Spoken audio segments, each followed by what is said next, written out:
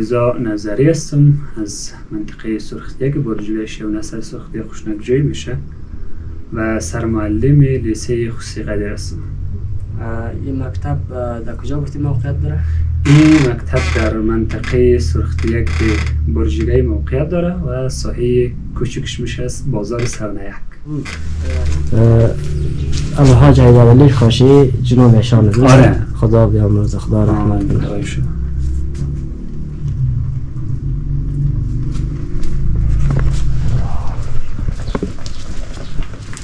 و از مواد مختلف کیمیایی و همچنان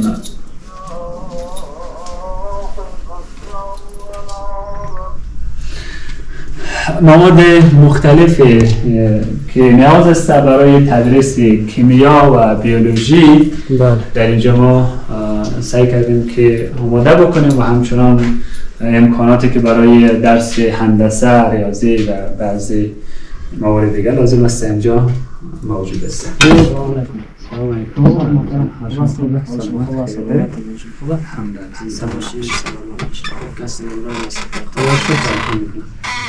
سلامت باشید. شما چطور خوبید؟ سلامت باشید. استاد بخشش باشه اول بر ما خود کوتاه معرفی کنیم خوشحال میشیم.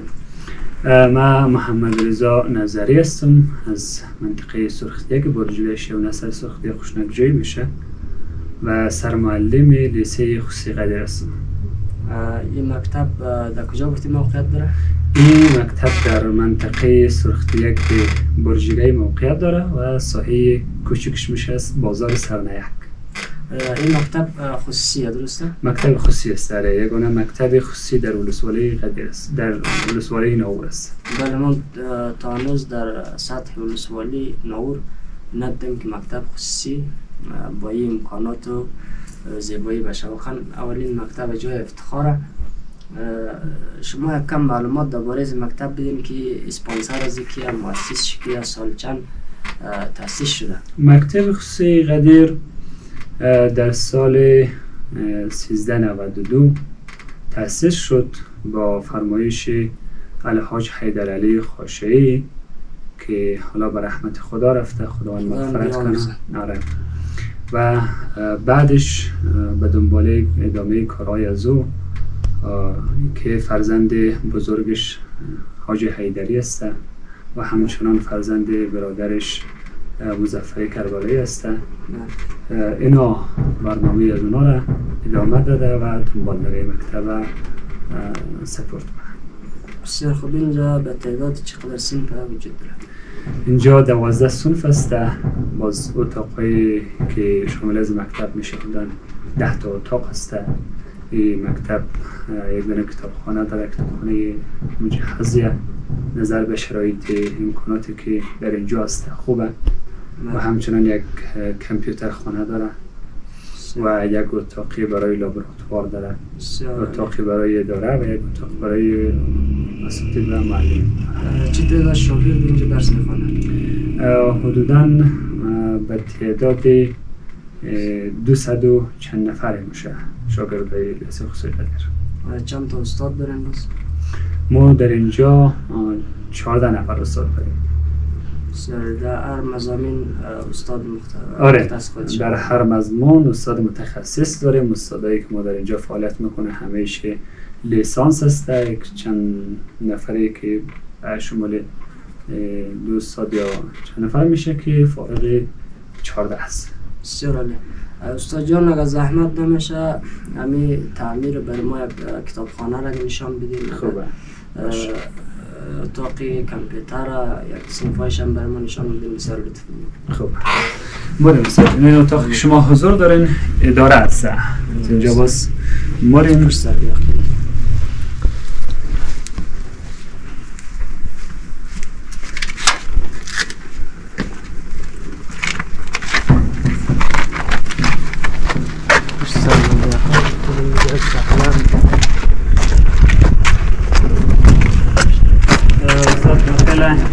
محوطه مکتب قرار داریم. اونجا که استاد معنوی و استاد حسینی از اساتید لیسه خصوصی قدیر هست. حالا بین وقفه درسای ماست از دوره ابتداییه تا به دوره لیسه. در یک تایم بعد از ظهر دوره ابتداییه حضور پیدا میکنن، در دوره قبل از ظهر شاگردان دوره لیسه و متوسطه هستند. باز اینجا که ما و شما قرار داریم، اولین اتاقی در اینجا است، اتاق صنف اول هست و همچنان برای قبل از ظهر در اینجا صنف هفتم درس میخوانم. اینجا در تایم قبل از ظهر صنف هفتم است، در تایم بعد از ظهر صنف اول است. تشکر.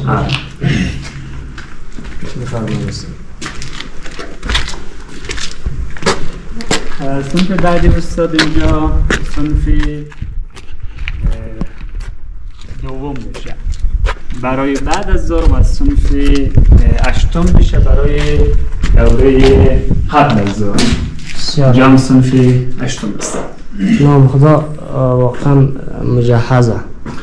از لحاظ امکانات تجهیزاتی که برای شاگردان لازم است کاملا کامل است و مؤسسین از مکتب با آنکه مکتب به خاطر از این نیست که یک درآمد داشته باشه، اصلا در حدود 80 تا 90% از امکانات مکتب را و بودجه مکتب از طرف مسئولین و مؤسسین مکتب ارائه میشه، تقدیم میشه و تنها در حدود 10% یا 15 الی 20% فیس شاگردا گرفته میشه و یک سال را حتی مؤسسین مکتب حاج حیدرعلی خاشعی مرحوم او تصویب کرد که اصلا کاملا رایگان ارائه بکنیم این خدمات را.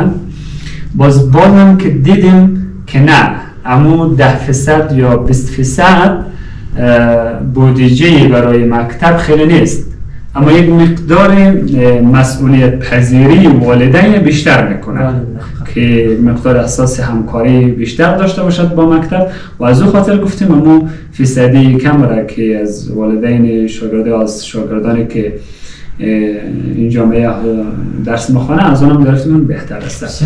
و در ضمن چی موردی که هست، بعضی شاگردانی که مثلا فقیر هست و یا شاگردانی که بی سرپرست هست اونا کاملا رایگان است. بسیار عالی، پروسه بسیار عالیه. خب اگر صنف کامپیوتر هم بر ما و استاد نشان میدید که صنفایش به نظرم یک رقم است. آره، همون کارهایی که شما برداشت کردید داریم. از این که باز شدیم به صنف سوم باز بعد نرسیم به کتابخانه.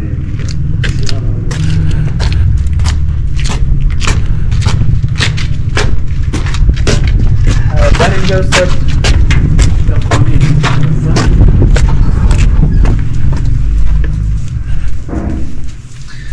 کتابخانه مکتب، کتاب‌های مطالعاتی، کتاب‌های درسی و کتاب‌های روانشناسی از انواع مختلفی، کتاب‌ها و آثار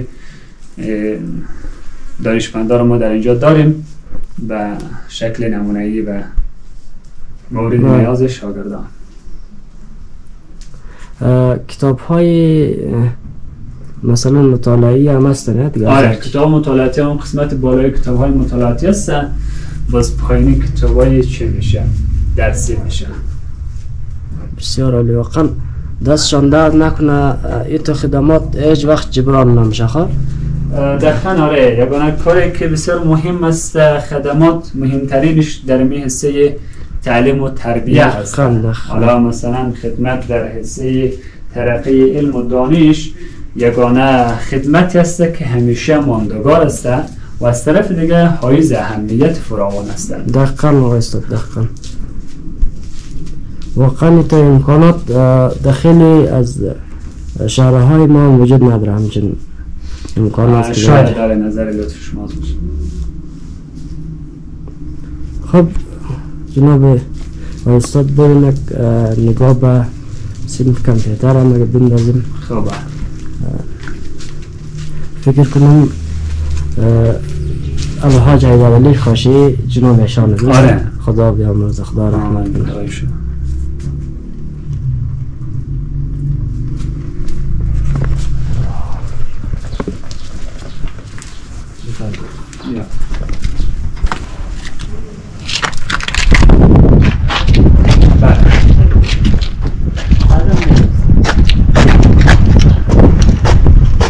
از اینجا وارد صنف کامپیوتر میشیم.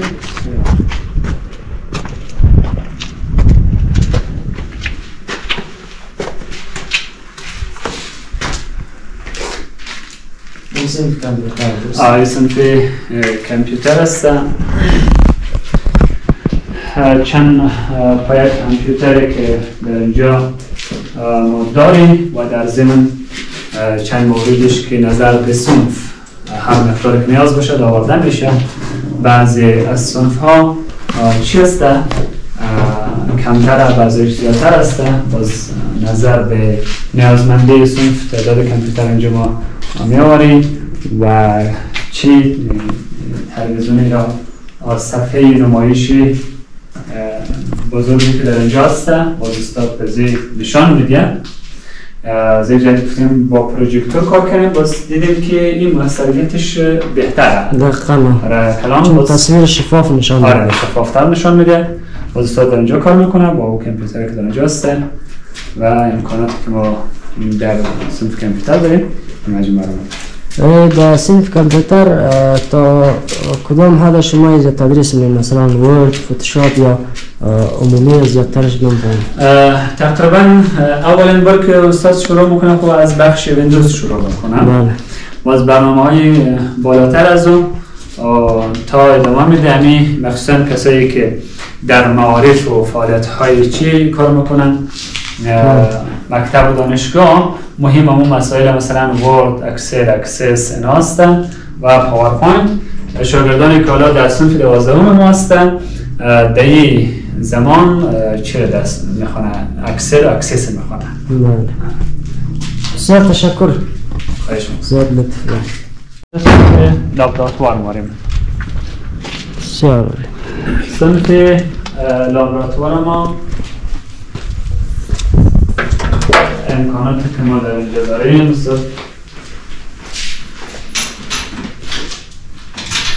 یا پیش بیا از تصویر آرام دیگه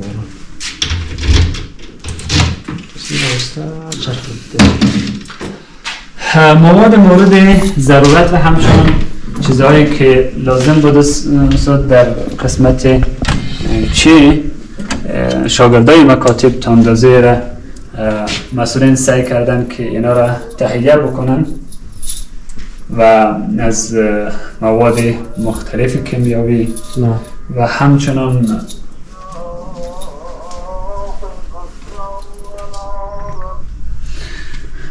مواد مختلفی که نیاز است برای تدریس کیمیا و بیولوژی در اینجا ما سعی کردیم که آماده بکنیم و همچنان امکاناتی که برای درس هندسه، ریاضی و بعضی موارد دیگر لازم است اینجا موجود است.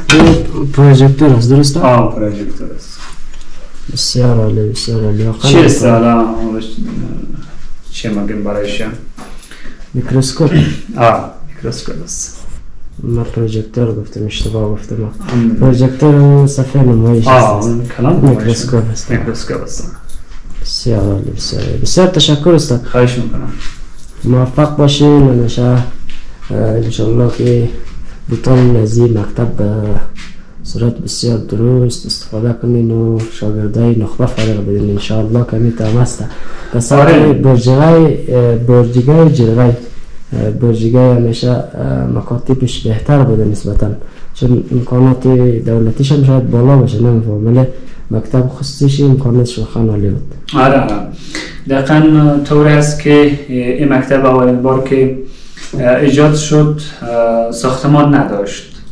با یک چند اتاق را که این طرف موجود بود اونجا آغاز کردیم. باز بزودی تلاش کردن که یک ساختمان و اتاقهای درسی با تجهیزات کامل و از طرف دیگه سیستم درسی تهیه بکنه که اینا اتاقهای بسیار خوبیش، بسیار روشن، قابل استفاده برای صنف‌های درسی ساختند. و در این حال در قسمت امکانات مکمل نداری و حتی مسئولین خیلی وقتا هم سر میزنه و بررسی میکنه، یک از صحبتاش هست که شما چی نیاز دارید. شما چی نیاز دارید، هر امکاناتی که بخواهید ما در اختیار شما میگذاریم و شما تلاش برای داشته باشید که امی اولاد امزی منطقه و جامعه چی شوه درس بخوانه و بتوانه که در تحصیلات عالی و در پانتونها راه پیدا بکنه و مصدر خدمت برای کشور خو، برای جامعه و منطقه خو شود. تلاش ما بران است. بنابراین بر علاوه از برنامه مکتب ما یک سری برنامه جداگانه و مجزا هم داریم. به طور مثال ما اول صبحگاهی صبح زود شاگردا را دعوت میکنیم یک ساعت کامل درس داره. اونا درسای مثل قرآن کریم، درس تجوید در سرحد ترتیل، قرائت و همچنان درس فن بیان و انگلیسی داریم ما. اون درسای ما صبحگاهی هست و بعدش علاوه بر مضامین مکتب یک سری مضامین جنبه‌ای هم در ضمیمی در ساق جان داشته. جدای از یک تایپ اضافی ما درس داره. در او زمینه هم یک سری تغییراتی در سیستم درسی، اون ساعتایی که مثلا اضافی هسته. به طور مثال در قسمت تعلیم و تربیه که چی هسته مداری بر علاوه از احکام و بعضی اصول عقاید اینا هم تدریس میشه.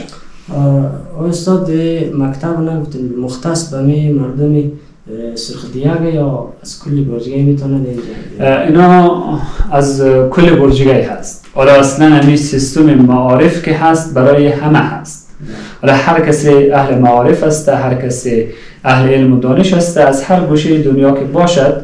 مثلا اینجا ما پذیرش داریم، حتی شاگردانی که به عنوان کسی میگه که ساحه چی هست، فعالیت چی داره، دهقانی داره، از مناطق جرقه و ساعات دیگه باشه، مثلا شاگردش در اینجا شامل است و درس میخواد. قید شرط نداره. نه دیگه برای هر کسی که اهل معارف باشد مثلا در مکتب دستی خصوصی قدر باز است. بسیار زیاد تشکر از معلومات استاد جان، موفق باشید. زنده باشید. سلامت باشه. جان سپاس. تشکر از اینکه شما اطلاع رسانی میکنین و برنامه دارید.